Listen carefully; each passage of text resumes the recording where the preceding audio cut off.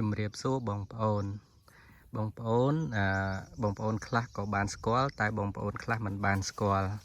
នេះគេហៅភ្លូស្បាតឬក៏គេហៅភ្លូបាតស្បាតមានន័យថាវាទៀបអញ្ចឹងភ្លូនេះគឺដើមវាទៀបទេអាចចន្លោះត្រឹម1ម៉ែត្រអីចឹងណាហើយនេះស្លឹករបស់វាអញ្ចឹងណាខ្ញុំធ្លាប់បង្ហាញដែរភ្លូធំនេះភ្លូតូចឬក៏ភ្លូស្បាតចឹងណាបងប្អូនហ្នឹងហើយអ្នកខ្លះគេហៅស្ទាប់ដោយសារអីដោយសារវាផ្លែរបស់វាស្ទាប់ចឹងទៅមានជាតិជូរចឹងទៅអាចចលុកជាមួយអំបិលម្ទេសបានចឹងណាបាទហើយភ្លូស្បាតនេះដែរគេយកធ្វើថ្នាំសម្រាប់ឈឺចង្កេះឈឺជង្គង់ចុកសរសៃចុកសាច់ដុំអីចឹងណាភ្លូស្បាតហ្នឹងគឺគេប្រើអញ្ចឹងហើយក៏គេប្រើសម្រាប់ជាថ្នាំឬដងបាតដែរនេះគឺស្លឹករបស់វាណានេះស្លឹករបស់វាគឺអញ្ចឹងបាទគែមនេះរបៀបដូចថ្មិញអាណាអញ្ចឹងណាវាដូចថ្មិញអាណាអញ្ចឹងទៅហើយផ្ទៃរបស់ស្លឹករបស់វាហ្នឹងវារាងមាន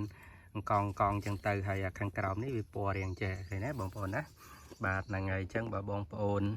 ណាដែលស្គាល់ឲ្យហើយទៅអានេះគឺដុះតាមវាលស្រែចេះបាទវាដុះតាមវាលស្រែព្រៃរបស់ព្រៃអីចឹងណាដុះនៅតំបន់ខាងក្រោមអត់នៅដុះនៅតំបន់ភ្នំទេបងប្អូនណាហ្នឹងឯងហ្នឹងអត្ថប្រយោជន៍គេប្រើអញ្ចឹងរុក្ខជាតិដែលមានដុះនៅក្នុងប្រទេសកម្ពុជាយើងគឺសម្បូរបែបណាគឺអាចជួយសម្រាប់ការព្យាបាលទៅលើជំងឺផ្សេងផងដែរបងប្អូនហ្នឹងហើយអរគុណបងប្អូនគិតថាអ្វីដែលខ្ញុំបង្ហាញទៅមានប្រយោជន៍បងប្អូនកុំភ្លេចជួយ like និងជួយ share មួយផងណាបងប្អូនណាបាទជម្រាបលា